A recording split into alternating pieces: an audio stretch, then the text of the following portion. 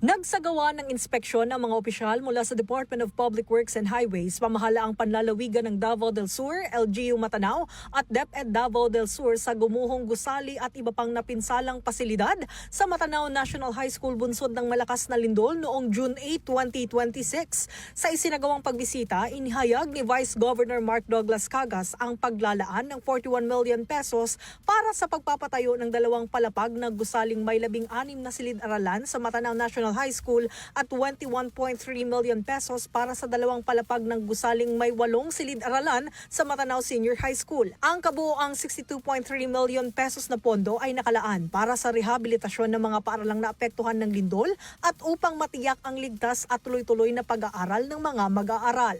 Maaalala, ang Gumuhong Gusali ay naideklarang delikado at inirekomenda ng gibain matapos ang magnitude 6.9 na lindol noong 2019. Noong June 8, 2026, tuluyan itong bumagsak kasunod ng magnitude 7.2 na lindol na tumama sa ilang bahagi ng Mindanao na nagdulot pa ng karagdagang pinsala sa mga pasilidad ng paaralan sa loob ng campus. Kasama mo sa DXDC RMN Davao, Radyoman Abi Bibera, Tatak RMN.